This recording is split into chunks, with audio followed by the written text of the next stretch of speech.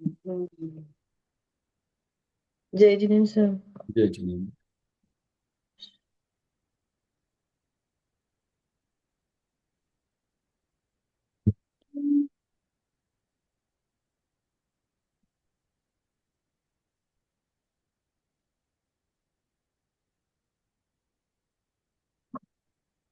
मैं मंगलाचरण कर लूं।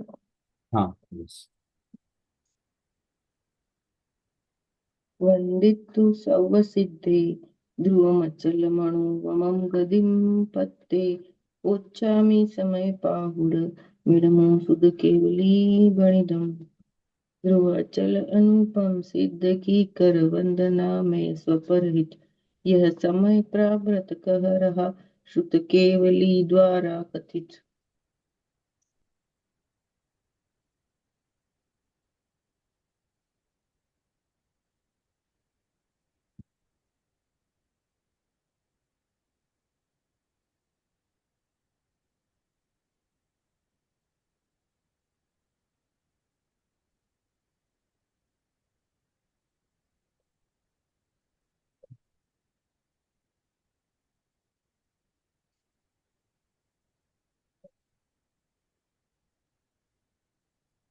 सर एक विमलनाथ भगवान थे जो पश्चिम में है, बाकी सब पूर्व में आ रहे हैं।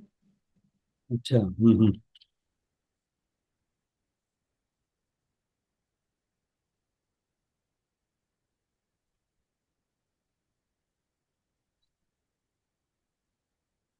सर आज धर्मनाथ भगवान का करेंगे। 14 अनंतनाथ जी, 15 धर्मनाथ जी। ठीक है।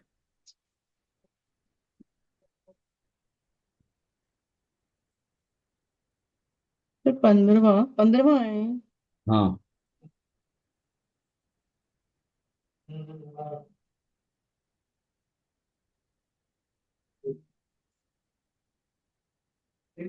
सर रत्नपुरी। रत्नपुरी है और सम्मेद शिखर से गए हैं। और इनका वज्र, ये वज्रदंत वज्र है इनका चिन्ह।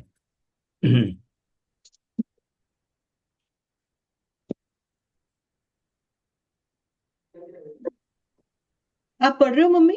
मेरे आवाज बहुत आ रही है। पेज नंबर 199, धर्मनाथ भगवान 15वां। हाँ पढ़ती हूँ। आप निकाल लो, इतनी देर में पढ़ लेती हूँ। हे भगवान धर्मनाथ, आप वीतरागी उत्तम समाधि 10 धर्मों के धारक हो तथा उन धर्मों का उपदेश देकर अनेक जीवों के तारक हो। इसलिए उन धर्मों की उपासना पूर्वक मैं आपको नमस्कार करता हूँ और रत्नत्रयादि उत्तम धर्मों से शोभायमान आपके मंगल जीवन का उल्लेख करता हूँ। पूर्व भव दशरथ राजा। पूर्व भव दशरथ राजा। भरत क्षेत्र के 24 तीर्थंकरों में भगवान धर्मनाथ 15वें तीर्थंकर थे और उनका चरण चिन्ह वज्र था। पूर्व भव में वे दशरथ नाम के राजा थे और घातकी खंड के विदेह क्षेत्र में सुसीमा नगरी में राज्य करते थे। धर्म प्रधान सुखों को भोगते हुए पुण्य वैभव के बीच भी उनका चित्त जैन धर्म की उपासना में लीन रहता था। एक बार सर चेत पूर्व या पश्चिम नहीं लिखा है, घात की खंड विदेश क्षेत्र ये बस। क्षेत्र में सुसीमा नगरी।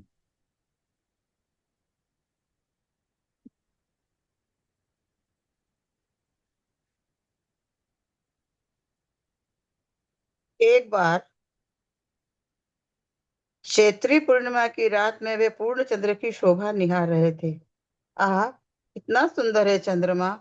इतने में उस जगमगाते हुए चंद्र की शोभा एक काले धब्बे से ढकने लगी। अरे ये क्या, कहाँ गई वह शोभा? चमक के बदले यह काला धब्बा कैसा? यह चंद्र ग्रहण था। वह देखते ही राजा दशरथ को वैराग्य भावना जागृत हुई कि अरे ऐसे सुंदर चंद्रमा को भी क्षण भर में राहु ग्रस लेता है और उसकी शोभा नष्ट हो जाती तो पुण्योदय से प्राप्त यह सब राजवैभव भी कहाँ स्थिर है।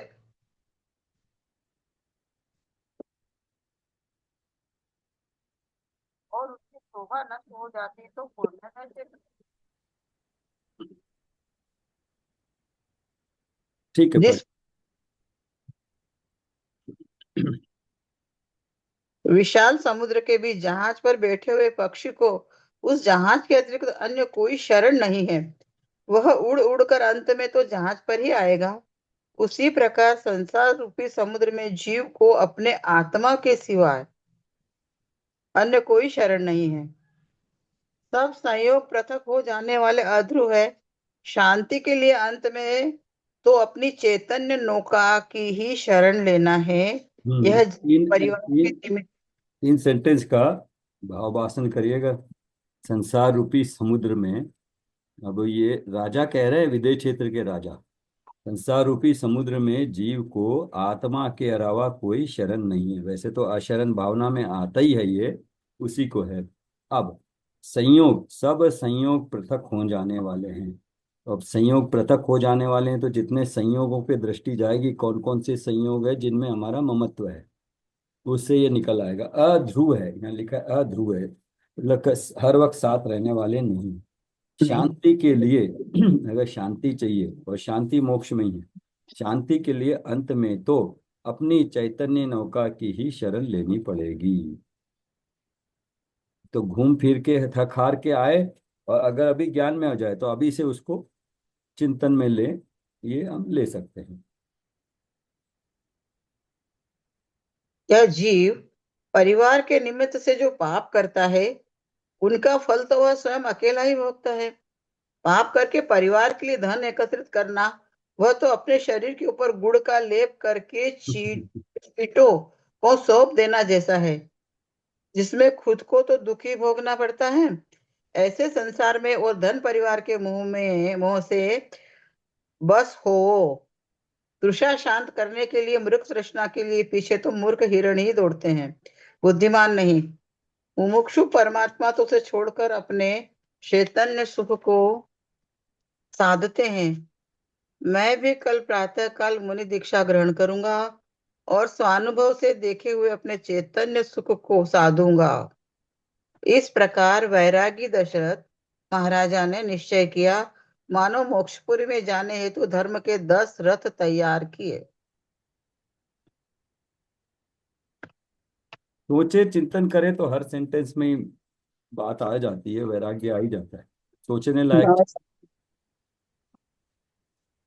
ये उस पॉइंट है समय कि देखिए, जब हमें वो स्ट्राइक करे तभी हमारे लिए कार्य करे। सुनते तो कंटिन्यूअस रहते हैं, हमें कब पात्रता हो, हमें कब स्ट्राइक करे वो, हाँ, तो हमारे लिए कार्यकारी, हमारे लिए वहां काम होता है, वरना सुनते तो रोज ही रहते हैं वही, अपनी समझ में जब आए तब।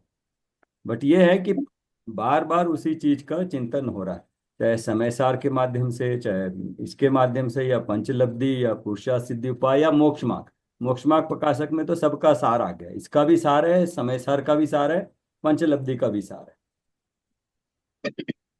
सर ये सब पढ़ते हुए अपने को प्रैक्टिकल में रोज भले ही एक पैराग्राफ पढ़ा, लेकिन जिस तरह से बताया ना कि जाना तो अपने आत्मा में ही है, कुल मिला के सब मतलब परिस्थितियां समझ के कषाय को एकदम जीरो करना है, बस मेन ये काम करना है। नहीं नहीं, कषाय को हमें जीरो नहीं करना, कषाय से कोई मतलब ही नहीं। तो सर फिर क्या करें, ये सोच के मैं अभी, सर अभी मैं अभी जैसे ये इन्होंने बोला कि संसार रूपी समुद्र में जीव को आत्मा के सिवा अन्य शरण नहीं, सब संयोग पृथक हो जाने वाले अध्रुव है। शांति के लिए अंत में तो अपनी चैतन्य नौका की ही शरण लेना है। हाँ, तो अभी भी आप इसी पॉइंट को पकड़िए, आपने इस पॉइंट को पकड़िए, बट आपने कषाय को पकड़ा कि उसको मेरे को दूर करना है। तो सर शांति के लिए इंसान क्यों आ रहा है? भाग तो कषाय से ही रहा है ना। नहीं, वो या ठीक, दूसरा वो ये कि ठीक है। जो होता है सब अपने अपन जैसे सुबह से एक काम भी अपने चाहने के हिसाब से नहीं होता, दूसरे टाइम से ही होगा। होगा, लेकिन तो ये सब व्यवहार की अलग एक निश्चय, दो दो चीजें अलग अलग हर वक्त ध्यान में रखना पड़ेगा, संसार की और निश्चय की। मोक्ष की बात करेंगे तो प्योरली मोक्ष की बात करेंगे, संसार की बात करेंगे तो वहाँ व्यवहार सब आएगा, लेकिन यहाँ मोक्ष की बात है ना, तो यहाँ तो सिर्फ वही शुद्ध वाली बात होगी कि यहाँ नहीं कहा कि कषायों को दूर करो, शांति के लिए अंत में अपनी चैतन्य नौका की शरण, अपने अपने स्वभाव में आना है। सर इसमें तो वो कषाय कैसे दूर आएगा? करने नहीं कहा ना। फिर वो तो उसी से आएगा, पर अलग किए ये अलग किए, वो अल्टीमेटली सब पर में सब जगह क्या है सर, सुख और कष्ट है, दोनों चीजें हैं, कभी सुख मिल रहा है कभी लेकिन टेंशन में उसमें लगा। शहद की बूंद की तरह थोड़ा आनंद भी आता है ना। हाँ सर, वही कभी सुख आ रहा है कभी वो आ रहा है, थोड़ी देर फिर मुंह आ रहा है फिर वो आ रहा है। तो वो नहीं उन वो सबको सब तो हमने आते हुए कष्ट भी, का ही तो नाम दिया है। नहीं नहीं वो नहीं। तो आप जो पॉइंट कह रहे हो ये सब लग रहा है, लेकिन लगते हुए बीच में उसमें क्यों फंस रहे हैं हम? हाँ। वो जो एक लटका हुआ आदमी है ना जो बनाया मधुबन का, उसमें जो एक बूंद शहद की आ गई ना, वो उसमें अटक जा रहे बस। कुछ कुछ अच्छी चीजें मिल गई है थोड़े समय के लिए, अच्छी परिस्थितियां मिल गई, सब कुछ ठीक ठाक चल रहा है, बस वहां पे गड़बड़ हो गई एक्चुअली। अगर उसको, हाँ उसको परिस्थिति संयोग मान के उसको उसी तरह से ले, उसमें रचे पचे नहीं, तब तो काम हो जाएगा। लेकिन वो छोड़ेगा, वो जो फिगर डाला है मैंने उसमें, वो आदमी डाल पकड़ा हुआ है, और हम्म। दूसरा संयोग मतलब जिनवानी है, जिनवानी बता रही है, लेकिन वो जो छोड़ने का भय है ना, लेकिन सर छोड़ेगा तो भी तो नीचे तो सांप भी है ना। तो चलो उसको वही है। भय इच्छा नहीं है पर कैसे छोड़ेगा उसको, चलो नहीं पीना, तो शहद वही तो नहीं वही लेना वही उसको। मोमेंट वही है, पुरुषार्थ का मोमेंट वही है। वो अभी उसको छोड़ना भी है और वो पकड़ना भी है। अभी छोड़ेगा तो वो जाऊंगा या नहीं जाऊंगा वो डाउट है ना, वो पूरा पक्का हो जाए तब छोड़े। तो मैं गिर भी जाऊं तो मेरा कुछ नहीं होगा, शरीर का होगा, ऐसी भावना पक्की हो गई ना, तब भी छोड़। विमान, भगवान विमान है ना लेने के लिए, और वो छोड़े तब ना। हाँ वो कह रहे हैं हम हैं, बट भरोसा नहीं है ना। अरे हाँ, छूट गया तो नीचे समुद्र दिख रहा है। तो विश्वास तो है ना। अगर वो सर सोचे अपने कि अपने कर्मों, अपन एनालिसिस तो करते हैं, अपने को तो अपने कर्मों पे विश्वास नहीं है, फिर अपने को फिर भव भव की भी बातें पढ़ते हैं, तो कैसे छोड़ दें। क्या जिनवानी, बस जिनवानी, जिनवानी और जिनवानी के बाद दो चीजें हैं, सर उधर चिंतन। फ्लाइट में भी बोलते हैं कि पहले पास वाले का मास्क लगाने से पहले खुद लगाओ। तो हाँ सर सेफ्टी तो करना ही पड़ेगी ना, उससे मोह नहीं है, लेकिन प्लेन में बैठ गए तो अब सेफ्टी तो करनी ही पड़ेगी, हाँ और जाना भी पड़ेगा। इसलिए इसलिए सबके पीछे एक ही है कि संसार पहले दुख रूप लगे। पहली बात, पहली वहां से है, दुख रूप लगे तो सोचे। कल शाम को देखा था ना आपने, जो सात तत्व की जो ऑर्डर थी, अब थे क्या? ऑर्डर ऑर्डर में बताया था वो जो है ना, मोक्ष जाना क्यों है पहली बात। तो पहले प्रूव किया कि मोक्ष में ही आत्मा का सुख है, भला है। वो प्रूव है तो अब कैसे प्राप्त करें? वो है, अब स्व पर को जाने, जानने के बाद उस पर विश्वास करें, ऐसा मैं हूं जाने। मोक्ष के पहले श्रद्धा करे। और मोक्ष कैसे होता है? कर्मों का संवर निर्जरा पूर्वक होता है। और संवर कब होता है? जब कर्मों का आना रुकता है। और कर्मों का आना जब रुकता है, जब हम स्व पर को जानकर स्व में, स्व की ओर अपना ध्यान लगाते हैं, एकाग्रता लगाते हैं, स्व को जानने का पुरुषार्थ करते हैं। अनुभव होगा तब होगा, लेकिन स्व को जानने का जो पुरुषार्थ है ना, पुरुषार्थ का भी पुरुषार्थ एकदम नहीं लगता है। उसमें कीवर्ड बताए, पुरुषार्थ का अभ्यास करना है।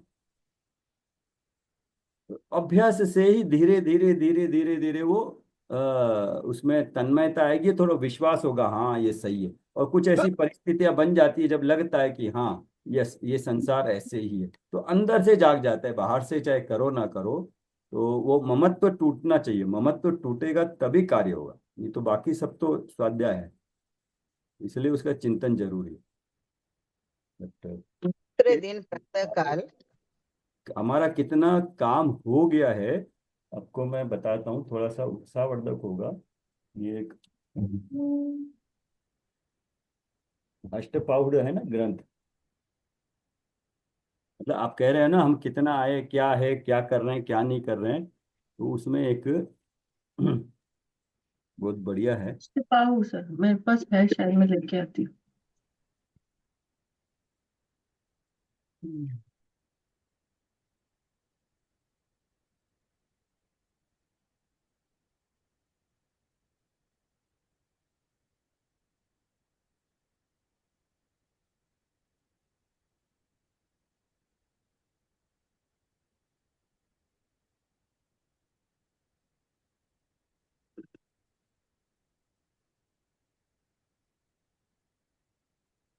हमें ना अपने आत्मा की मतलब अस्तित्व का भान कैसे हो, दो ही चीजें सर हैं। कौन सा पेज नंबर है अष्टपाउड में? 6 नंबर, दर्शन पाहुड़ का 6 नंबर। 6 नंबर में तो। ये वाला ना, ये बुक है ना। हाँ सर, हाँ ये दिख नहीं रही मुझे, बट यही है सर। हाँ, उसमें दर्शन पाहुड़ में 6 नंबर। हाँ सर, दो। पहली ये बात, मिल गया सर। हमारे अपने अस्तित्व का प्रति समय में भान कैसे होता है? ज्ञान से। और हूं बोल के जानने वाला हूं। और दूसरा, कषायों का हमें लगता है, कषाय करते वक्त आकुलता होती है, और कषाय मंद हुई तो अच्छा लगता है। तो ये मापदंड है, कषायें हैं, कषायें आकुलित करती हैं। और जब थोड़ा कषाय मंद हो तो मेरे को आकुलता कम होने से अच्छा लगता है। ये हाँ सर, वो। तो कर्मों की देखने की जरूरत नहीं हमें, कर्मों को। कर्मों का जो काम हो रहा है वो हमें अपने अनुभव में आ रहा है। हम्म। कर्म के अस्तित्व अनुभव में आ रहा है। और उसको अभी मैं बैठ के जान रहा हूं कि अच्छा ये कर्म है। तो वहां पे क्या हो रहा है, मेरा ज्ञान काम कर रहा है, जान रहा है ना मैं। तो मेरा काम तो जानने का ही है। तो अब मतलब थोड़ा सा इसको अब मतलब हम जो काम कर रहे हैं ना, उसमें हम कहाँ पर है। आत्मानुभूति की बात होती है तो आत्मानुभूति के किस लेवल पे हम पहुंचे, वो यहाँ पे एक पैराग्राफ में दिया है, मैं पढ़ता हूँ। मतलब देखिए वे जो चिन्ह। यह शुद्ध ज्ञान। हाँ तो बोल्ड में लिखा है, जो यह शुद्ध ज्ञान हो हाँ, सो उससे मैं हूँ। पहले हाँ, मुख्य चिन्ह वे चिन्ह कौन से हैं, किसके? अनुभूति के। मुख्य चिन्ह तो उपाधि रहित शुद्ध ज्ञान, चेतना स्वरूप आत्मा की अनुभूति है। अनुभूति होती है मतलब हमें अपने आत्मा के पता लगा। यद्यपि यह अनुभूति ज्ञान का विषय है, तथापि वह सम्यक तो होने पर होती है, इसलिए उसे बाह्य चिन्ह कहते हैं। ज्ञान तो अपना अपने को ससंवेदन रूप है। अपने ज्ञान अपने को जानता है। उसका रागादि विकार रहित शुद्ध ज्ञान मात्र का अपने को आस्वाद होता है, खुद ही फील करता है ना। जो यह शुद्ध ज्ञान है सो मैं हूं। ज्ञान, और ज्ञान में जो रागादि विकार है, 31 32 33 गाथा, ज्ञान भी है और विकार भी है। और विकार इसलिए मैं कहा ना, अभी कषाय में नजर में आती है। तो जो नजर में आई कषाय, उसका बोध कैसे हुआ आपको? अभी कुछ देर पहले आकुलता थी थोड़ी, वो अभी स्वाध्याय के वक्त कम हुई। ये कैसे जाना आपने? सर, ज्ञान से जाना। हाँ, तो ज्ञान, मेरा ज्ञान भी है और कषाय रूप वो भी है। कषाय भी है, और कषायों की तीव्रता मंदता भी हो रही है, दो चीजें पता लग रही है। हाँ सर, पता लग रही है। और ये दोनों आत्मा के ही कार्य है, आत्मा में ही होते हैं। हम्म। ज्ञान लक्षण आत्मा का ही है।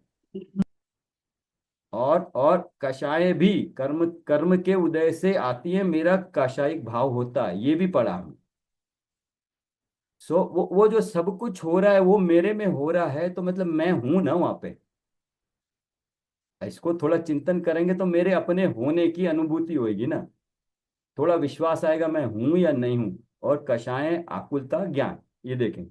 जो ये शुद्ध ज्ञान है ना, जो ये शुद्ध ज्ञान है, क्योंकि ज्ञान का काम तो जानना ही है। सो मैं हूं। और ज्ञान में जो रागादि विकार है वे कर्म के निमित्त से उत्पन्न होते हैं। तो अनम्यूट कर लीजिए, हाँ देख। तो वो, सो वह मेरा स्वरूप नहीं है।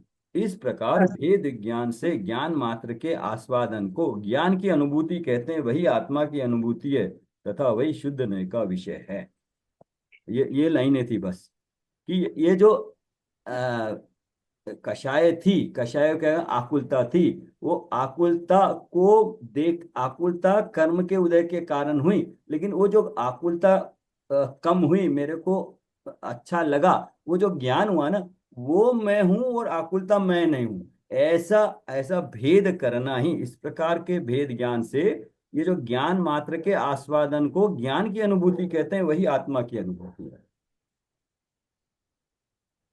सिंपल कितना कर दिया, कहाँ पे है। हम्म। अभी ज्ञान भी है, कषाय भी है, दोनों हो रहे हैं। उसमें कषाय में कुछ नहीं करना है, आपने बोला ना कषाय में कुछ नहीं करना है। मैं अपने ज्ञान से अब ये मैं हूं जानना है, उसको कुछ नहीं करना है। कषाय को जान के उसको छोड़ देना है, जानने वाला मैं हूं। वो एक तो ज्ञान में जानना, और अपनी उसकी अनुभूति मतलब वेदन करना, वो अनुभूति हो गई। हम्म, सो अनुभूति के बाद जब वो श्रद्धा हो जाएगी, सम्यक दर्शन हो जाए। बट ज्ञान की अनुभूति है ना ये, कि मैं हूं, मैं अनुभूति जिसको कहते हैं, वो इस तरह से इतनी सिंपल वे में बता दी है कि दोनों चीजें हमारे ज्ञान में आती है। ज्ञान मेरा मेरे ज्ञान में आता है, और कषाय भी मेरे नजर आती हम्म। है। ठीक है। दूसरे दिन प्रातःकाल महाराजा दशरथ ने राज्यसभा में मंत्रियों के बीच जिन दीक्षा धारण करने की घोषणा की। अनेक अनेक लोगों ने महाराज की वैराग्य की प्रशंसा की, परंतु विचित्रमती नाम के मंत्री ने, जो कि नास्तिक जैसा था, जिसे आत्मा या मोक्ष का कोई ज्ञान नहीं था, उसने कहा, हे महाराज, पांच इंद्रिय के सर्व सुख आपके समक्ष उपस्थित हैं। इन प्रत्यक्ष सुखों को छोड़कर आप अनदेखे अर्थात परोक्ष अतीन्द्रिय सुख को प्राप्त करने का उद्यम किस लिए करते हो? शरीर से भिन्न आत्मा किसने देखा है? परलोक और मोक्ष सुख किसने देखे हैं? और आपको कौन से सुख की कमी है कि यह सब छोड़कर दूसरे सुख के लिए वन में जाते हो? इसलिए आप व्यर्थ परिश्रम न करके ये जो राज सुख प्राप्त हुआ है इसी को भोगिए। नास्तिक मंत्री के विचित्र वचनों का भावी तीर्थंकर महाराजा के मन पर कोई प्रभाव नहीं हुआ। उन्होंने शांति एवं गंभीरता से वैराग्य की दृढ़ता पूर्वक मंत्री को उत्तर दिया, हे मंत्री सुनो, राज्य व्यवस्था में तुम्हारी बुद्धि जितनी चलती है उतनी आत्म तत्व के निर्णय में नहीं चलती। श्री जिनेश्वर भगवंतों ने प्रत्यक्ष ज्ञान पूर्वक आत्मा का स्वरूप सिद्ध किया है, और जैन धर्म के प्रताप से मुझे भी अपने स्वानुभव द्वारा देह से भिन्न आत्मा की सिद्धि हुई है, तथा विषय रहित मोक्ष सुख के आस्वादन से उसकी प्रतीति हुई है। आत्मा में जैसा सुख है वैसा विषयों में कहीं नहीं है। कोई भी विषय सुख आत्मा को कदापि तृप्ति नहीं दे सकते, परंतु आकुलता ही उत्पन्न करते हैं। इसलिए वे वास्तव में सुख नहीं किंतु दुख ही हैं। ऐसा कहकर फिर महाराज दशरथ ने राज्यसभा में ही देह से भिन्न आत्मा की सिद्धि करते हुए मार्मिक उद्बोधन दिया। ये दोनों पॉइंट देख लिए ना, ऊपर जितने क्वेश्चन थे अभी हम डिस्कस ही कर रहे थे ना। छोड़ के वही क्यों जाए? कषाय। हाँ सर। छोड़ के क्यों जाए? वो बूंद मिली है ना, शहद की बूंद लगी है ना, तो सब हम्म। कुछ मिला है। ऊपर के पैराग्राफ में प्रत्येक सुखों को छोड़कर आप अनदेखे अर्थात अतीन्द्रिय सुख को करो, प्राप्त करने का उद्यम किस लिए करते हो? इसलिए करते हो। से भिन्न आत्मा किसने देखा है? परलोक और मोक्ष किसने देखे हैं? और अभी कौन से सुख की कमी है? सब छोड़कर वन में तो लगता है ना दुख है ही है। व्यर्थ हम्म। परिश्रम न करके जो राज सुख प्राप्त हुआ है इसी को भोगिए। तो जवाब में, क्योंकि इसलिए मेरे को यही डाउट हुआ कि कहते उन्होंने अनास्तिक इसलिए लिख दिया कि वो मंत्री हम्म। नास्तिक था। मतलब नास्तिक ऐसे भी लोग हुआ करते थे उस वक्त। धर्म चर्चा तो होती थी, लेकिन उसमें ऐसे लोग भी हुआ करते थे। हम्म। हे मंत्री, राज्य व्यवस्था में तुम्हारी बुद्धि जितनी चलती है उतनी आत्म तत्व के निर्णय में नहीं चलती। ये तो नहीं चल। क्लियर हो गया। ये हम्म। श्री जिनेश्वर भगवंतों ने प्रत्यक्ष ज्ञान पूर्वक आत्मा का स्वरूप सिद्ध किया। वही बात हुई ना भी, जो ज्ञान है, ज्ञान से आत्मा की सिद्धि होती है। हम्म। आत्मा का जो लक्षण है ना, हम्म। बात कर रहे थे ना हम, लक्ष्मण जो है, लक्षण जो है, वो आत्मा का लक्षण है। वो लक्षण सबके साथ है, वो अकाट्य लक्षण है वो।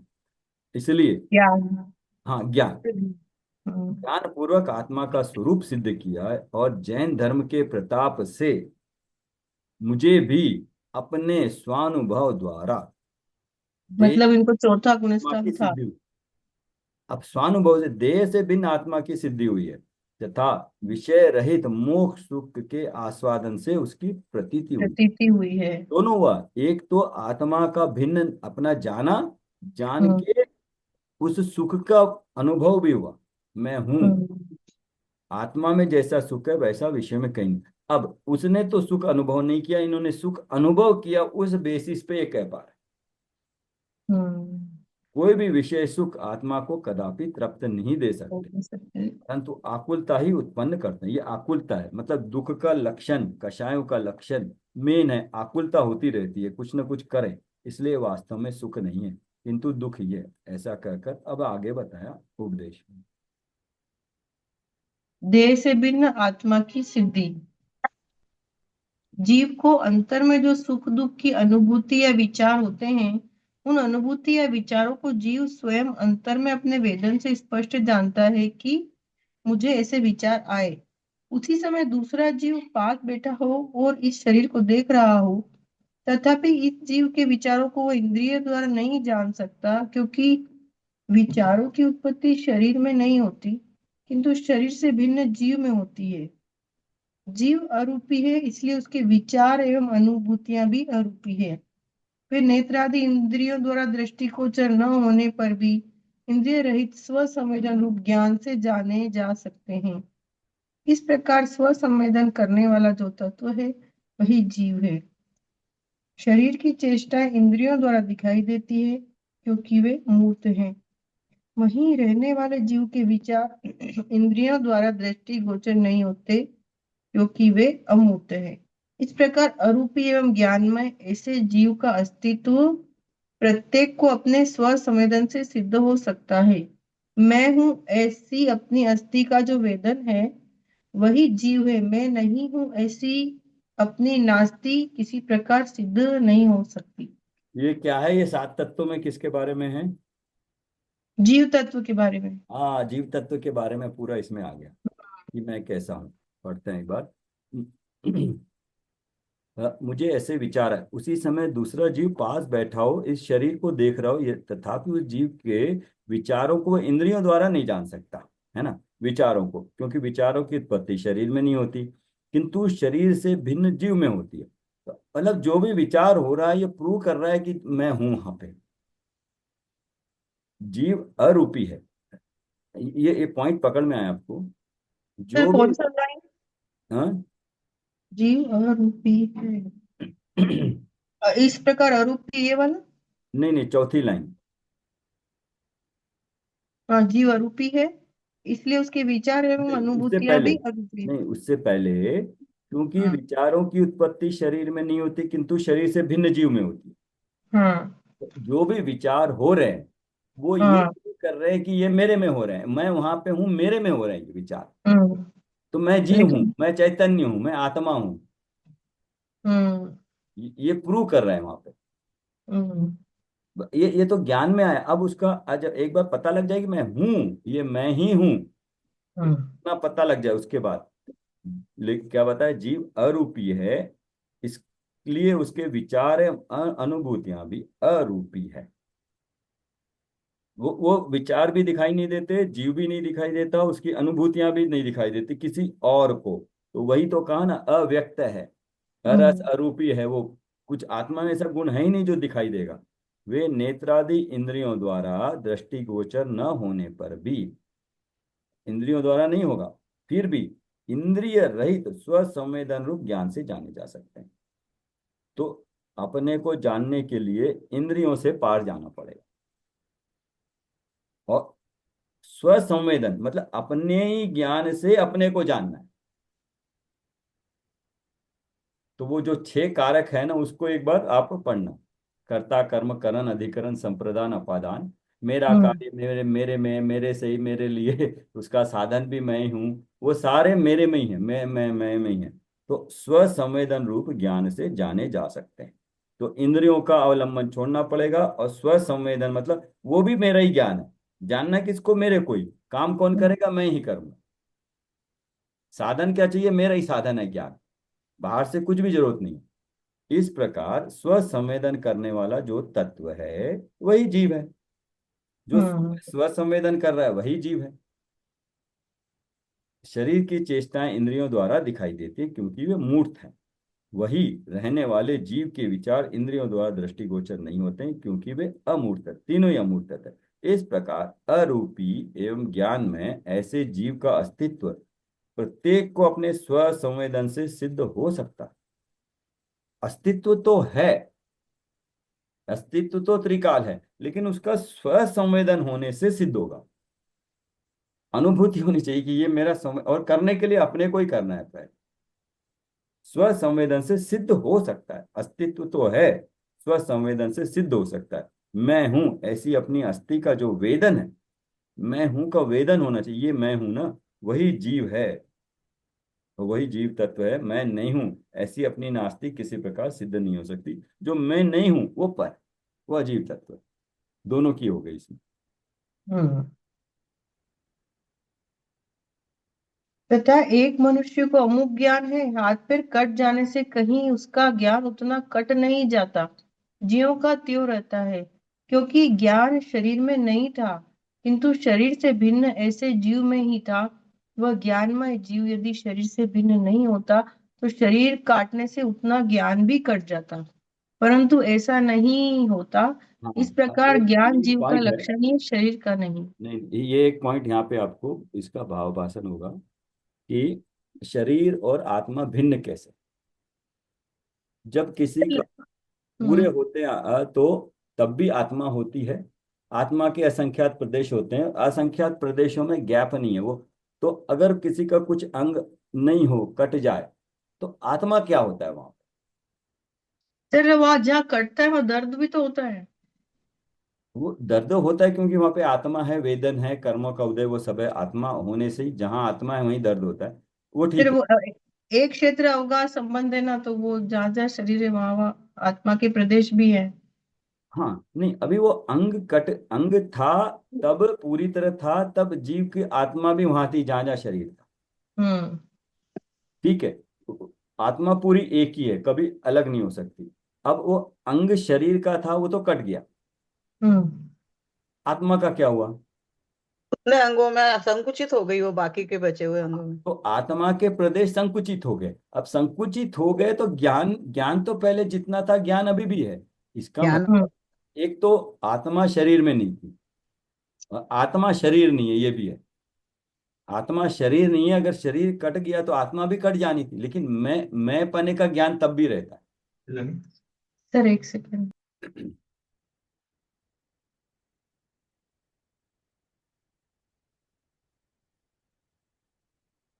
तो आत्मा का ज्ञान तो वहां होता रहता है।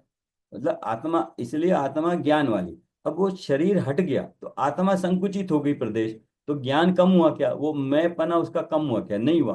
तो एक तो आत्मा शरीर में नहीं है, और आत्मा के टुकड़े नहीं होते हैं, और आत्मा को शरीर से ज्ञान नहीं होता। आत्मा का ज्ञान अपने कारण से ही होता है, और आत्मा में संकुचित करने की और विकास करने की शक्ति भी है। ज्ञान कहा जाए, ज्ञान तो जीव का लक्षण है, तो उसमें रहेगा ही रहेगा। हाँ, तो इसलिए जब शरीर निकल गया तब भी आत्मा संकुचित होके ज्ञान, क्योंकि ज्ञान उसका सभी प्रदेशों में होता है, वो कोई भी प्रदेश खंड नहीं हुआ है, तो वो फिर भी उसकी अनुभूति होती है। तो ऐसे अगर आप सोचोगे कोई जीव कब तक उसका कौन सा अंग रहे तो उसको मैं की अनुभूति होगी। सर वो तो है ना, वो तो एक ही बात है, या तो कटने का एग्जाम्पल लो या जीव का शरीर परिवर्तन हो जाता है, चींटी के शरीर में आ गया तो भी ज्ञान तो छोटा थोड़ी हो गया ज्ञान तो। हाँ, ज्ञान तो वही है तो। चींटी में तो सर ज्ञान कम हो जाएगा, लेकिन किसमें। तो चींटी में तो ज्ञान कम है ना, वो एक उसकी इंद्रियां हाँ, मन तो नहीं है ना ज्ञान ज्ञान का क्षोभम कम है, लेकिन ज्ञान तो है ना। ज्ञान हम्म। गुण है। तो वो जो ज्ञान गुण है आत्मा का, आत्मा में ही है। शरीर जाने से या संकुचित होने से नहीं कम हुआ। ये तो एक तो दो तीन चीजें की, ज्ञान शरीर में नहीं है, और मैं शरीर नहीं हूं, और मेरा ज्ञान, मेरे मेरे प्रदेश संकुचित हो जाने से आत्मा खंड खंड नहीं होता है, वो आत्मा तो आत्मा ही रहता है। तो वो जो आत्मा को असंकुचित विकासत्व शक्ति है ना, कि संकुचित हो सकता है, कितना चाहे उतना संकुचित हो सकता है, और फैल कितना सकता है, लोक के असंख्यात प्रदेश समान। समुद्रगात में उतना फैल सकता है, और बीच में कितना चाहे उतना संकुचित हो सकता है। तो आत्मा का खंडन नहीं होता है, ये यहाँ लिखा है। शरीर कटने में उतना ज्ञान भी कट जाता है, परंतु ऐसा नहीं होता है। तो इसका मतलब दोनों भिन्न भिन्न ये पता लगता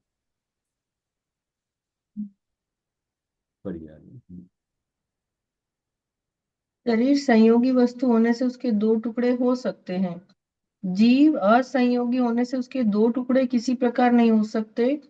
तथा कई बार देखा जाता है कि कोई जीव को शरीर में रोग आदि प्रतिकूलता होने पर भी अथवा शरीर अग्नि में जलता होने पर भी शांति रखता है और धर्म ध्यान करता है, तथा किसी जीव को बाह्य बाह्य में सुंदर शरीर होने पर भी अंतर से वह किसी भयंकर चिंता में जल रहा होता है।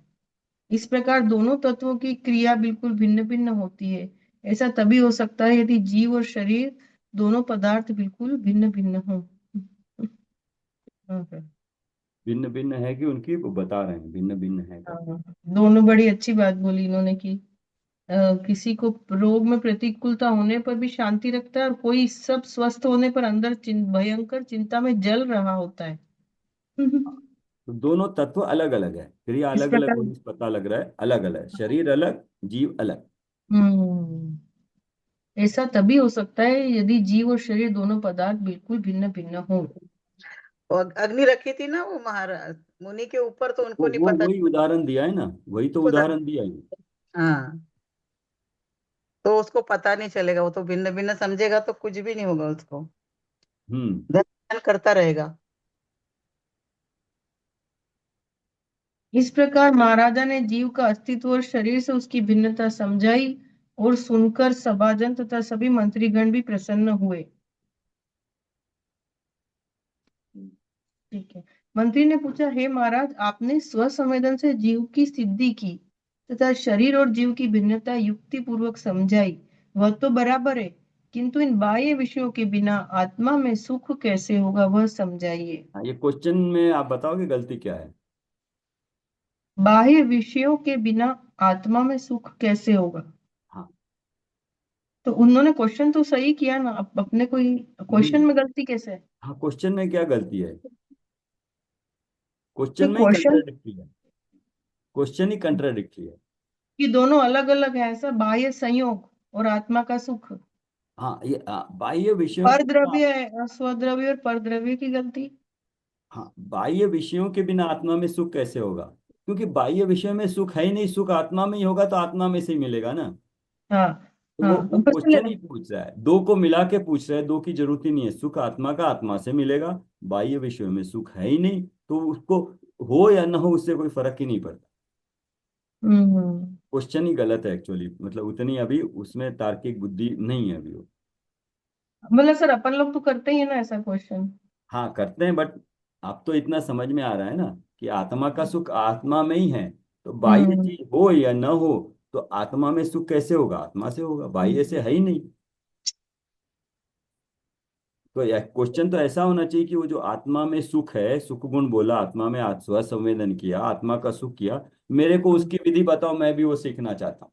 बाह्य में सुख नहीं है, ये तो मानना चाहिए था अभी, अभी हम्म माना नहीं है, बाह्य विषयों में सुख है, वो उसकी बुद्धि अभी वहां है। तो हमारी है कि बाह्य विषयों में है सुख है। अभी क्वेश्चन नहीं तो क्या पूछ सकता था, थोड़ी सा अगर होता तो, आपने स्व संवेदन किया, सुख अनुभव किया, आप हमें बताइए वो सुख हम भी कैसे प्राप्त करें। ये क्वेश्चन बड़े थोड़ा सा ठीक होता, बट वो उस लेवल का नहीं है उसमें। उस लेवल का नहीं है वो। तो आंसर तो हमें पता फिर- पता लग ही रहा है। हाँ, महाराज ने कहा, सुनो, विषयों के बिना ही आत्मा में सुख होता है, उसकी सिद्धि करता हूँ। इसको पढ़ते हैं अच्छी तरह, उसकी सिद्धि, हाँ, आत्मा में सुख है, इसकी सिद्धि होगी। अनादि से अभी तक जीव बाह्य विषयों में मोहित होकर उनसे सुखी होना चाहता है। समस्त विषयों को वह भोग चुका है, परंतु अभी तक सुखी नहीं हुआ। किन्हीं भी विषयों से उसे सुख या तृप्ति नहीं मिली, क्योंकि उनमें सुख है ही नहीं। उनके पीछे दौड़ने में मात्र दुख और आकुलता ही है। हाँ, अब जबकि ये अगर पता लग जाए, वो जो जो संसारी जीव की कथा है ना, जो वो मधु वाली, हम्म उसमें उस जीव को अभी जो मधु से, शहद से सुख की आभास हो रहा है ना, थोड़ा सा जो विषय सुख मिला है, अभी उस जीव को ऐसा पता है कि इसमें सुख है ही नहीं, ये अभी जो आ रहा है सुखाभास है, तो वो तुरंत क्या करेगा, जो अवसर मिला है उसको पकड़ लेगा। अगर उसको ये बुद्धि नहीं है कि इसमें से सुख आ रहा है मैं ले लूं, तो फिर वो नहीं पकड़ेगा। फिर नहीं पकड़ेगा, अदरवाइज पकड़ लेगा। हाँ, अदरवाइज तो वो मौका छोड़ेगा नहीं वो, हम्म कि इसमें सुख नहीं है, मौका मिला है, वो दूसरे ऐसे थॉट प्रोसेस के लिए तैयार करना पड़ता है। हम्म जब स्प्लिट ऑफ सेकंड में डिसीजन लेना होता है, वो डिसीजन सही ले या गलत ले, उसके पीछे जो चिंतन चलाए ना, कि इसमें सुख नहीं है, ये सुख है, वो इमिडिएटली वहां दौड़ जाता, चिंतन ही नहीं करता। जहां मौका मिला चिंतन का तो उसको अभी वो उतना अभ्यास नहीं हुआ कि इसमें सुख है, इसको लेना, या उसमें सुख ऐसा मिला है चांस, वहां न चले जाओ। तो चिंतन करके अपने डिसीजन लेने के लिए कितनी तैयारी करनी पड़ती है ना। मौके मिलते हैं क्षण भर के लिए, उसमें मौके में डिसीजन करके यस सर नो के टाइम नहीं मिलता है। पता होना चाहिए मुझे यहाँ जाना है, मौका मिल गया। हम्म।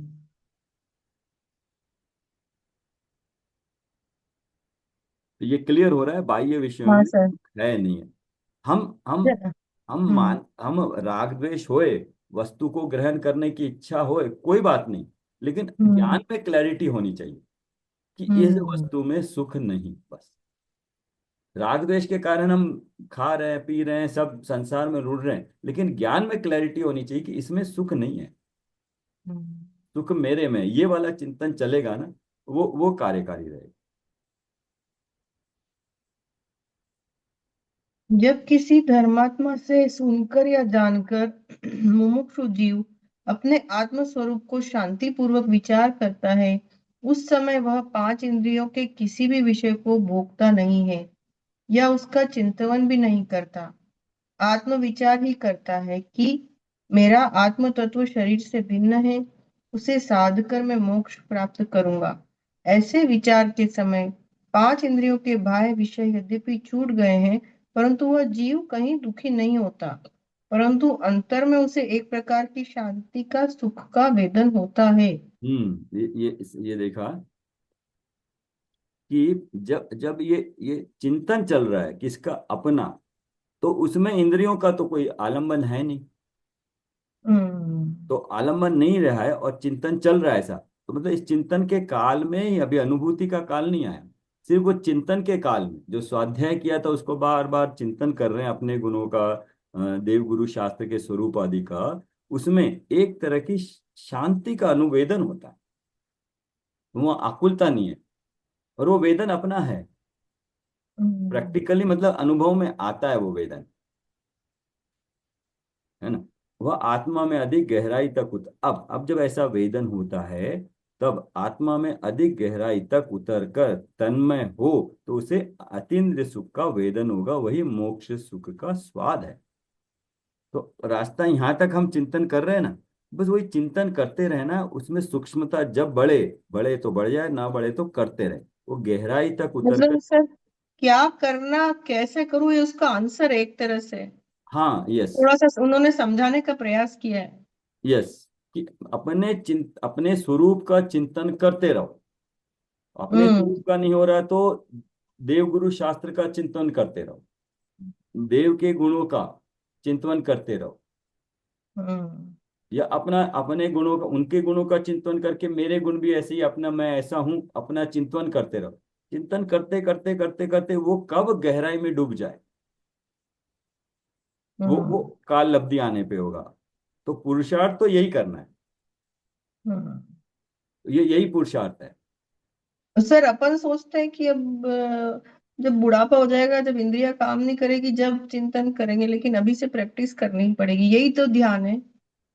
तो पॉइंट आपको वो अभी मैंने जो बोला था ना, वो शायद लगा होगा। वो जो मौका मिलेगा कब मिलेगा नहीं पता, लेकिन उसकी प्रैक्टिस अभी से करनी पड़ेगी ना। और ये पॉइंट भी है कि हम बाद में करेंगे, बाद में लेकिन तब अपन कर अकेले नहीं पाएंगे करते जब हैं। अभी कर है। तो क्लास होती है जब भी जोश आता है, फिर अकेले नहीं करते हैं।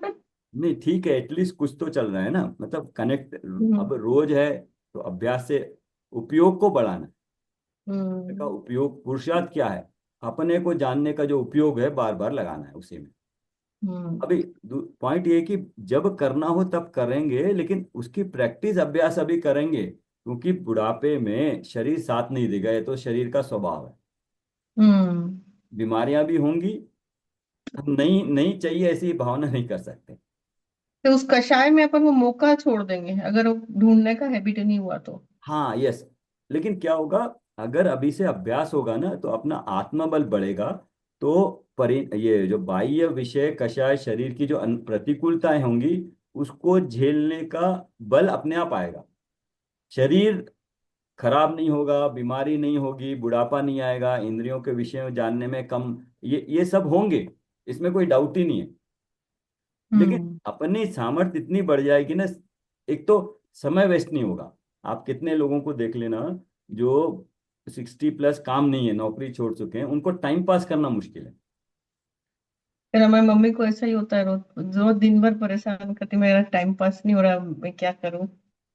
मैं वही कह रहा हूँ, अब अगर आपने ये पढ़ लिया, इस पे इसको पढ़ो, इसको चिंतन करो, तो मतलब लगता है कि टाइम है नहीं अभी।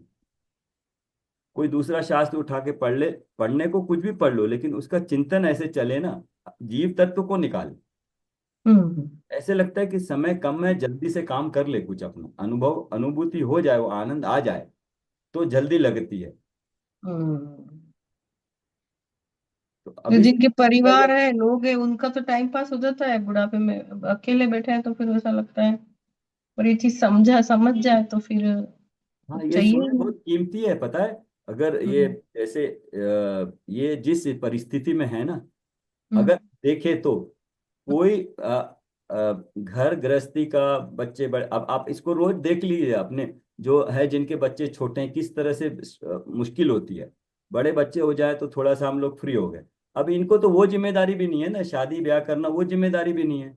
शरीर को जितना हो रखे अनुकूल रख के, जितना समय मिले, कोई कोई जिम्मेदारी मन पे है ही नहीं ना, चिंतन ही नहीं है उसका, टेंशन ही नहीं है। तो हम्म। क्या करे, बस यही करे, बस एक ही काम करे। तो उनको हम्म। कितनी परिस्थिति अच्छी है कि कुछ सोचने की जरूरत नहीं, सब करने वाले, सब हो जाता है, पर एक ही काम करना है, वो अपना अपने अपना अपने लिए करना है बस।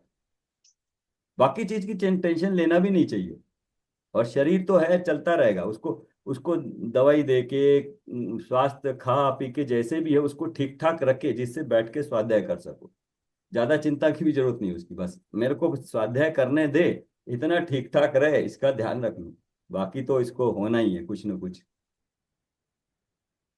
तो अगर ये परिस्थिति, अगर वो अच्छी बात है, ये तो अभी बैठ रहे हैं, अगर नहीं हो तो आदमी तो पागल हो जाए। और पागल वो फिर क्या करता है, वो डिबेट्स में इधर उधर, या फिर अभी पिक्चर है, अभी इतनी भटकन है, मोबाइल खोलने की देर आपका 1 घंटा गया।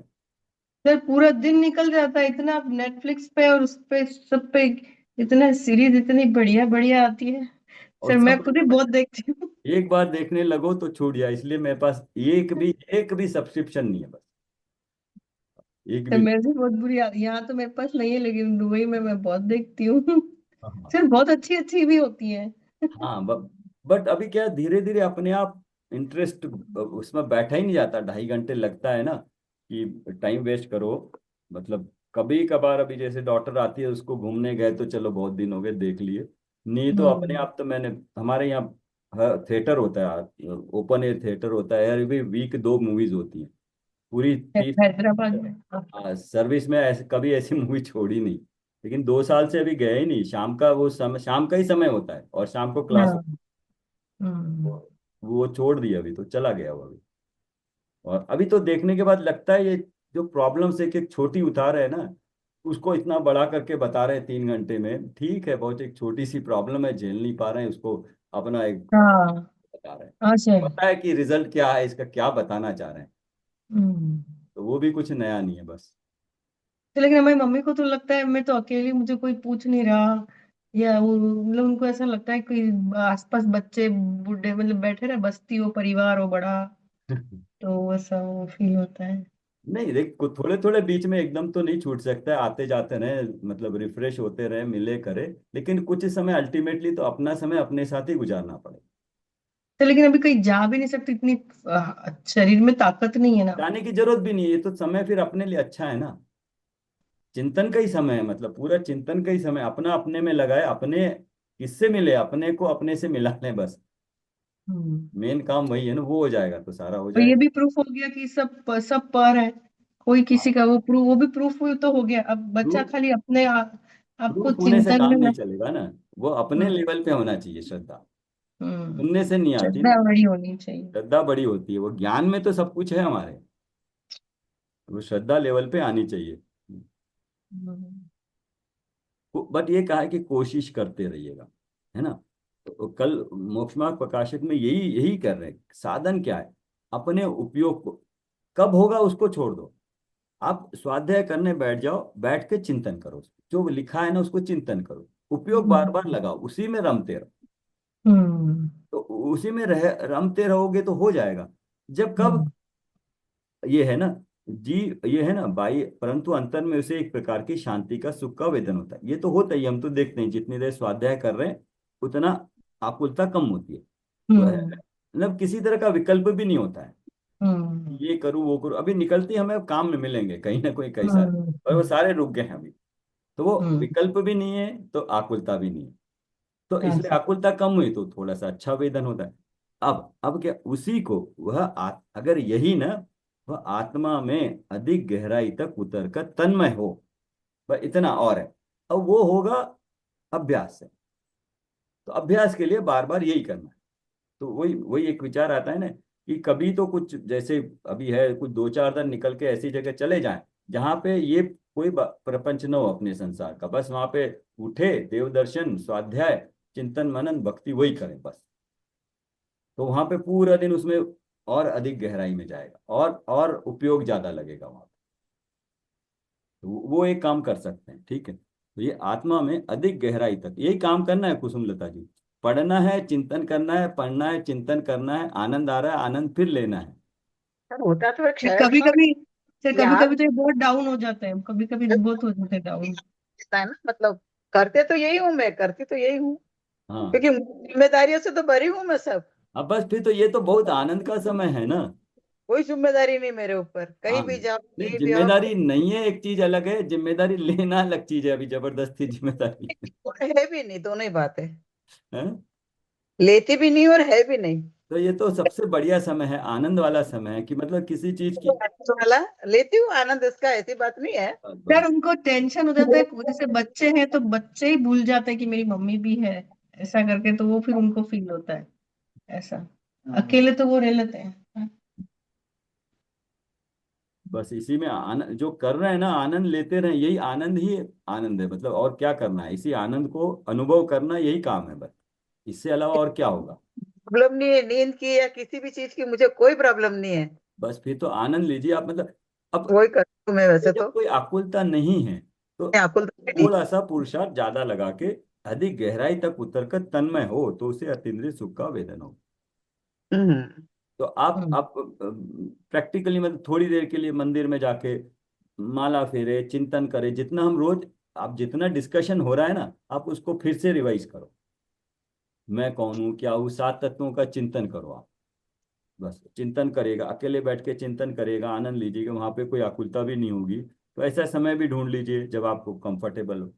तो ऐसे करते रहिएगा तो आत्मा में अधिक गहराई तक उतर कर तन्मय हो तो उसे अनित अतीन्द्रिय सुख का वेदन होगा। वही मोक्ष सुख का स्वाद है, मिल जाएगा थोड़ा सा। इस प्रकार विषयों के बिना अकेले आत्मा से मोक्ष सुख का अनुभव होता है। और जब ये बार बार होगा ना, 8-10 दिन चले गए बैठे रहे आनंद आने लगा, अरे वहां तो कुछ भी नहीं है फिर भी आनंद आ रहा है, तो चलो और लेते हैं। तो एक तो टेस्टिंग हो जाती है कि मेरे हम्म को किसी चीज की जरूरत नहीं रहे भी आनंद आ सकता है। तो एक वो हो जाता है। और फिर वही मोक्ष सुख का स्वाद है, बार बार वही करना है। इस प्रकार विषयों के बिना अकेले आत्मा से मोक्ष सुख का अनुभव होता है। आत्मा द्वारा होने वाला ऐसा वह सुख नित्य रहने वाला परमार्थ सुख है। ये तो सब हमारे ज्ञान में आ गया तो हमें प्रोत्साहन मिलता है, लेकिन करने वाली चीज तो वही है। हम्म स्व संवेदन से मुझे ऐसे सुख की प्रतीति हुई है और उसकी पूर्ण साधना के लिए, इसका मतलब देखिएगा जब अनुवेदन होता है अनुभूति होती है, उसको ज्ञान जानता है, ज्ञान जानता है तभी बता पा रहा है ना। तो कहते हैं ना कि अनुभव हुआ अनुवेदन हुआ कि नहीं हुआ आपको बताओ। तो ये तो बता रहे हैं, देखो अनुभव यहाँ स्व संवेदन से मुझे ऐसे सुख की प्रतीति हुई है और उसकी पूर्ण साधना के लिए हुई है, उसकी पूर्ण साधना के लिए सर्व परिग्रह छोड़कर मैं आजीवन में जाता हूँ। जिन्हें मोक्ष सुख साधने की अभिलाषा हो वे भी मेरे साथ चलें। रास्ते भी थोड़े क्लियर होते जा रहे हैं। हम्म अभी कोई शंकाएं नहीं रह गई क्या करना है, हूं या नहीं हूं, वैसी शंकाएं नहीं रह गई है। अपने आप रास्ते क्लियर होते जा रहे हैं क्या करना है। तो लेकिन वो पुरुषार्थ करना तो मेरा ही काम है। पढ़िए, पढ़े थोड़ा और 11:30 तक कर लेते हैं। वैराग्यवंत महाराजा की ऐसी सरस बात सुनकर समस्त सभाजन प्रसन्न हुए। और जब भावी तीर्थंकर उन महाराजा दशरथ ने जिन दीक्षा हेतु वन गमन किया, तब हजारों प्रजाजन भी उनके साथ वन में गए। वहां श्री विमल वाहन भगवान के निकट सबने जिन दीक्षा धारण की। पश्चात दशरथ मुनिराज ने रत्नत्रय सहित उत्तम तप किया, उत्तम क्षमा आदि 10 लक्षण धर्मों की आराधना पूर्वक दर्शन विशुद्धि पंच परमेष्टि की भक्ति आदि गुणों का भी पालन किया और तीर्थंकर प्रकृति बांधी। अंत में समाधि मरण करके सर्वार्थ सिद्धि में देव हुए। वे महात्मा आत्मज्ञानी थे। मुनि दशा में परम वितरागी शांति का उन्होंने अनुभव किया था, इसलिए सर्वार्थ सिद्धि के देव विमान में असंख्यात वर्षों तक रहने पर भी उनकी चित्तवृत्ति शांत थी। देवियों के बिना भी वे महान सुखी थे। विषयों की वासना अथवा बाह्य विषयों के बिना भी आत्मा स्वयं उत्कृष्ट सुख रूप परिणमित हो सकता है, यह बात उनको अनुभव सिद्ध थी और वह सुख दूसरों को अनुमान सिद्ध कराने के लिए वे साधन हो रहे थे। वे सदा अपने जैसे सर्वार्थ सिद्धि के देवों से आत्म तत्व की अद्भुत महिमा की चर्चा और उसका चिंतन करते थे। वे आत्मिक सुख से ही सुखी थे। उनका जीवन शुक्ल लेश्य युक्त अत्यंत शांत था। अनेक असंख्यात वर्षों तक आत्मा की आराधना सहित वे सर्वार्थ सिद्धि में अर्थात सिद्धालय के पड़ोस में रहे। भावी तीर्थंकर ऐसे उन महात्माओं को सर्वार्थ सिद्धि में जब आयु के 6 मास शेष रहे, तब भरत क्षेत्र की रत्नपुरी नगरी में एक सुंदर घटना हुई। उसकी कथा अब आगे कहते हैं। एक मिनट, इसमें उन्होंने विमलमाल भगवान के निकट जाकर इन्होंने दीक्षा ली। मुनिराज ने भी रत्न से रहित उत्तम तप किया, ठीक है, और 10 धर्मों की आराधना पूर्वक, हाँ ये देखो, तप हो गया, 10 धर्म हो गए, दर्शन विशुद्धि, परमेश दर्शन विशुद्धि मतलब 16 कारण भावना, पंच परमेष्टि की भक्ति आदि गुणों का भी पालन किया और तीर्थंकर करे, दर्शन विशुद्धि आदि लिखा, तीर्थंकर प्रकृति बांधी। तो इन्होंने तीर्थंकर प्रकृति यहाँ पे दीक्षा ली और मतलब सम्यक दर्शन क्षायिक सम्यक तो भी यही हुआ, प्लस तीर्थंकर प्रकृति भी यही हो गई। तीसरे भाव में प्रकृति बांध के अब सर्वार्थ सिद्धि देव में गए। महात्मा आत्मज्ञानी थे, मुनि दशा में परम वीतरागी शांति का उन्होंने अनुभव किया था, इसलिए सर्वार्थ सिद्धि के देवमान में असंख्यात वर्षों तक 33 सागर उनकी चित्त वृत्ति शांत थी। देवियों के बिना भी वे महान सुखी थे। विषयों की वासना अथवा बाह्य विषयों के बिना भी आत्मा स्वयं उत्कृष्ट सुख रूप परिणमित हो सकता है, यह बात उनको अनुभव सिद्ध थी। एक तो अनुभव सिद्ध थी, वह दूसरों को अनुमान सिद्ध कराने के लिए वे साधन हो रहे थे। वे सदा अपने जैसे सर्वार्थ सिद्धि के देव में आत्म तत्व की इस अद्भुत महिमा की चर्चा और उसका चिंतन करते थे। वे आत्मिक सुख से ही सुखी थे। उनका जीवन शुक्ल लेशायुक्त अत्यंत शांत था। ये मतलब आकुलता नहीं होना ही, अनेक असंख्यात वर्षों तक आत्मा की आराधना सहित वे सर्वार्थ सिद्धि में अर्थात सिद्धालय के, ये ना जिसके पड़ोस में रहते हैं उसी के तो आदत आ जाती है ना, ये बनना चाहते हो ना। अभी अभी 6 मास शेष है, तब भरत क्षेत्र की रत्नपुरी नगरी में एक सुंदर घटना हुई। हाँ, तो अभी सर्वार्थ सिद्धि में 6 महीने पहले तो वही होगा, रत्नों की वर्षा होगी। अब पूरा वो होगा ना, तो ठीक। रत्नपुरी में धर्मनाथ तीर्थंकर का अवतार। आप पढ़ रहे हो मम्मी? अनम्यूट करो। रत्नपुरी में धर्मनाथ तीर्थंकर का अवतार। इस भरत क्षेत्र में अयोध्या के निकट रत्नपुरी नाम की सुंदर नगरी है। असंख्यात वर्षों पूर्व वहां के महाराजा भानुसेन, जिनका दूसरा नाम महासेन था, और महारानी सुप्रभा, जिनका दूसरा नाम सुव्रता था, वे भानु और सुप्रभा संपूर्ण राज्य वैभव सहित एवं गुण संपन्न होने पर भी एक बात से दुखी थे, अभी तक उनको पुत्र प्राप्ति नहीं हुई थी। पुत्र के बिना उन्हें राजभोग नीरस प्रतीत होते थे। जिस प्रकार सम्यक्त्व रहित ज्ञान वैभव से या तप सामग्री से मुमुक्षु जीव का चित्त संतुष्ट नहीं होता, उसी प्रकार मातृ हृदया महादेवी का चित्त महान राजभोग के बीच भी अतृप्त रहता था। जिस प्रकार भय से भयभीत मुमुक्षु सम्यक दर्शन के लिए लालायित रहता है, उसी प्रकार महारानी पुत्र प्राप्ति की लालसा रखती थी। दिन प्रतिदिन उनकी लालसा बढ़ती गई और उसे उदास देखकर महाराजा भानु भी चिंतित रहने लगे। जिस प्रकार सम्यक्त्व के लिए लालच सच्चे मुमुक्षु को उसकी प्राप्ति अवश्य होती है, उसी प्रकार महापुण्यवंत महाराजा और महारानी के जीवन में भी पुत्र प्राप्ति के संबंधी एक अद्भुत घटना घटित हुई। एक बार कार्तिक शुक्ल त्रयोदशी के दिन वे राजसभा में बैठे थे। इतने में अचानक वनपाल उत्साह पूर्वक वहां आया और महाराजा के चरणों में आम्रफल भेंट किए। पके हुए सुंदर आम्रफल देखकर सभाजन भी आश्चर्यचकित हो गए, क्योंकि अभी आम्रफल पकने का मौसम नहीं था। फिर माली ने हर्षपूर्वक बधाई दी, है महाराज, आज आपके उपवन में मैंने अद्भुत आश्चर्यकारी दृश्य देखे हैं।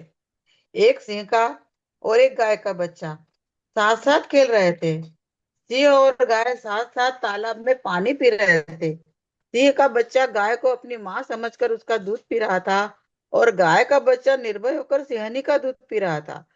सिंहनी गाय के बच्चे को और गाय उस सिंहनी के बच्चे को दुलार रही थी। अभी मेरा आश्चर्य समाप्त हो इतने में ही मैंने देखा कि शेर और खरगोश दोनों एक साथ बैठे हैं। इस कार्तिक मास में भी आम्र वृक्ष अचानक ही फलाच्छादित होकर झुक गए हैं। सचमुच असमय में ही आम्र पक गए। यह सब आश्चर्यजनक घटनाएं देखकर मैं विस्मय विमूढ़ हो गया। मैं आसपास खोज कर रहा था कि मैंने देखा कि आकाश मार्ग से एक दिगंबर मुद्राधारी साधु उपवन में उतरे और शुद्ध स्वच्छ स्थान में बैठकर आत्म ध्यान करने लगे। उनकी शांत मुद्रा अद्भुत है।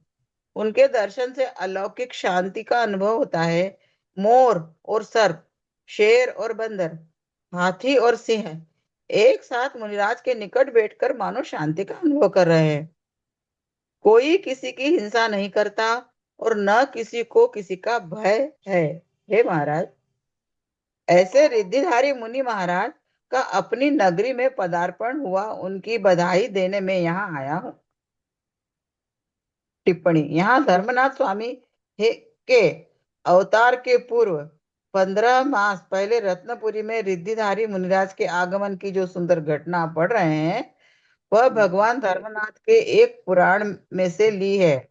यद्यपि इस घटना का उल्लेख उत्तर पुराण में नहीं है, क्योंकि उसमें धर्मनाथ प्रभु के अवतार से पूर्व कुछ काल तक भरत क्षेत्र में जैन धर्म का विच्छेद कहा है।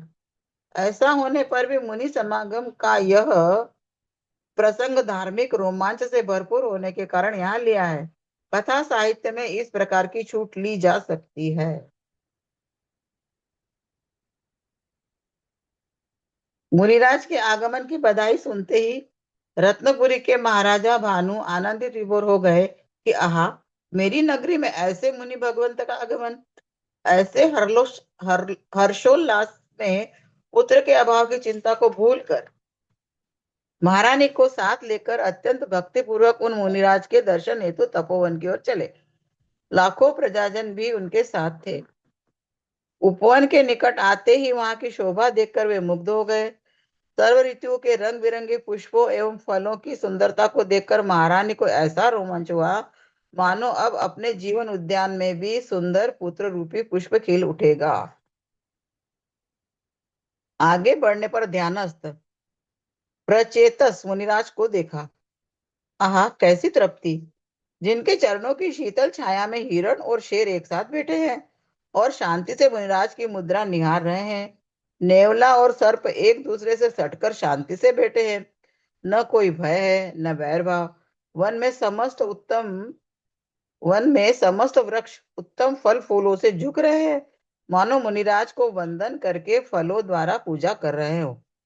मुनिराज तो अपने परम तत्व के अवलोकन में तल्लीन है, मानो सिद्धलोक से आकर सिद्ध भगवान ही विराजमान हो।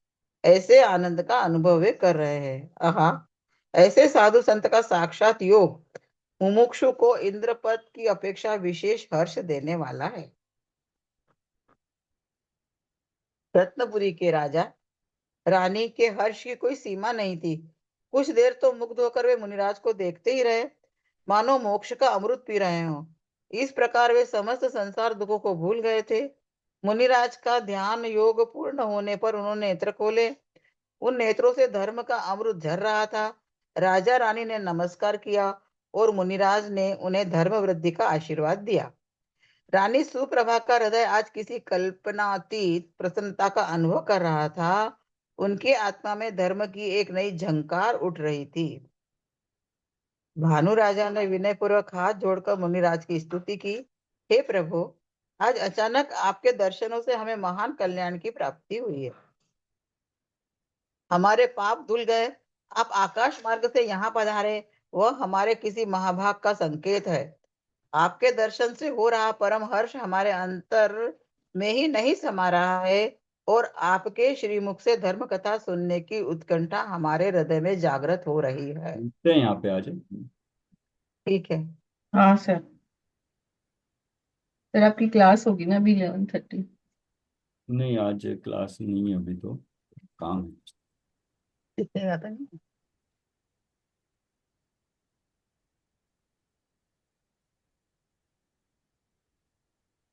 थोड़ा बड़ा है ये। हाँ। हम्म। क्या दिया होगा इसमें वैसे?